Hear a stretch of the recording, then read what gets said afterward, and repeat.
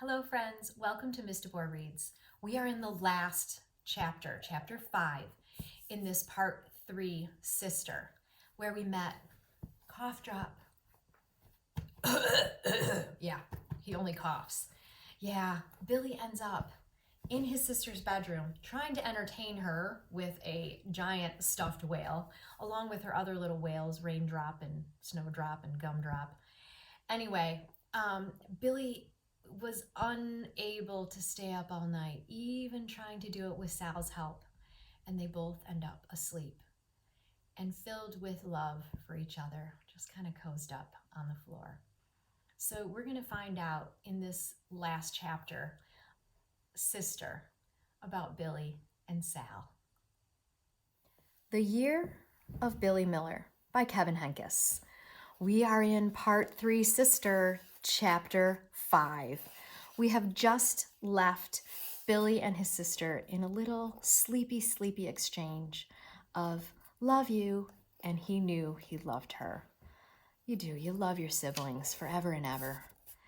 It's so sweet, but they weren't able to make it up all night. They probably only made it till about 11:30, maybe 11:15. Chapter 5 begins, "Wake up, sleepyheads," said Gabby. Billy blinked. For a moment, he had no clue where he was. He stretched. Like a bubble rising through murky water to sunlight above, he slowly worked his way to being fully awake and aware.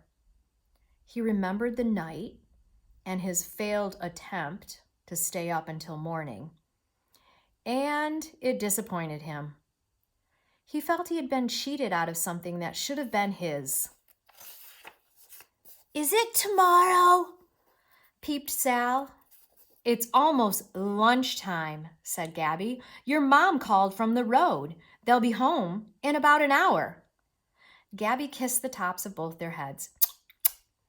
"Your dad called earlier to see how the night went. He said to let you sleep in. But I never thought you'd sleep this late. When your mom called, she said to wake you up." "How was Dad's show?" asked Billy. "Papa's show," said Sal. "He sold 5 pieces," Gabby told them. "He sounded happy." She scooped up the nest of blankets from the floor. "Let's get your rooms in shape before they get here." She turned toward Billy. "When did you come to Sal's room?" she asked. "I checked on Sal when I got up, and I was surprised to see you." "I'm not sure." "Were you afraid?" "Nope." "You know you can always wake me." Billy did a combination nod and shrug. Gabby started making Sal's bed. She shook out one of the blankets. The pearl had been caught up in its folds, and as the blanket ballooned and settled on the mattress, the pearl shot across the room, hit the wall, and magically rolled to a stop at Sal's feet. "The pearl!" cried Sal, raising herself up and down on her toes. "I forgot it." She picked it up and brought it to Billy. "Did we make it to morning?" He flicked her a look that said, "You're crazy." He extended his open hand and motioned for her to give up the pearl. "Did we make it to midnight?" she asked, slipping her hand with the pearl behind her back. Her voice sounded as if she knew the answer. "What are you two talking about?" asked Gabby as she smoothed out the bedspread. "Nothing," replied Billy. "And what is this?" Gabby was holding up Cough Drop by his tail. "Were you planning on running away in the middle of the night? Is this your pack of provisions?" "That's Cough Drop," said Sal. "Billy made him for me. He's the Drop sister's cousin. He just eats cough drops and he can't talk." Gabby laughed. "You are clever, Billy boy, and smart. I didn't know anything about the Year of the Dragon until last night." "Soon will I learn everything?" asked Sal. "Yes, you will," said Gabby. Gabby told them to get dressed and hurry down to the kitchen. I can make you something to eat right away, or we can make a big brunch and wait for your parents to get here. Brunch, said Billy. Brunch, said Sal. Meet me in the kitchen, said Gabby. Billy and Sal were alone. Their eyes connected, and they exchanged a meaningful look. Then Sal reached out reluctantly to Billy. She gave him the pearl, and she gave him the most forlorn expression imaginable. Do you know what that might mean? What do you think her expression might be? Super sad, right? I tried to stay awake, she said. Me too, said Billy. I almost did it. Did you make it to midnight? I might have. I'm not sure. I think so.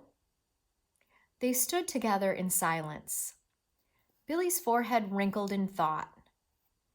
These were the things he was thinking. I don't really care about the pearl. Sal helped me last night, but I can't tell her that.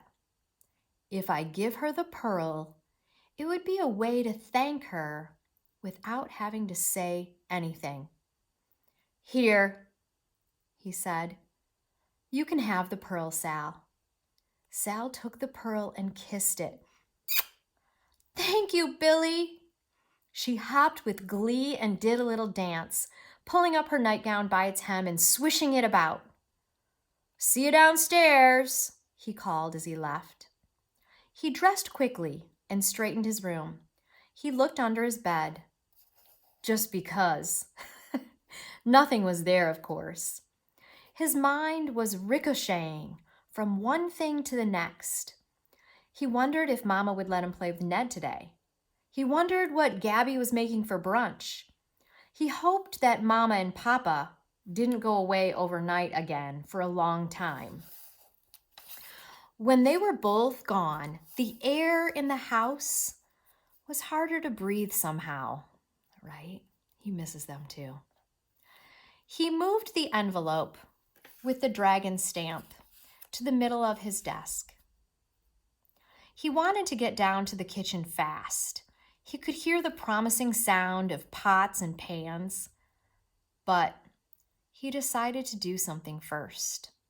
He tore a piece of paper from the notebook in his backpack and wrote a letter to put in the envelope and mail. The letter said,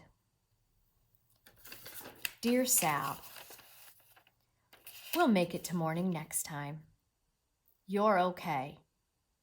Your brother, Billy. He knew that she couldn't read the letter by herself, but he thought that she'd like it anyway. As he was stuffing it into the envelope, he heard joyful shrieks coming from below. Sal. He didn't want to be left out of anything. The envelope could be addressed and sealed and sent later. And now he could sail downstairs to see what the day would bring. I am just loving this book so much. Every single part helps me learn about a new character, but also helps me learn even more about Billy Miller. He is a good brother, and he was good and kind to his sister. I love that he decided to write a letter to her. Don't you? Next week, we'll hear about part 4, Mother. I can't wait for the conclusion in the year of Billy Miller.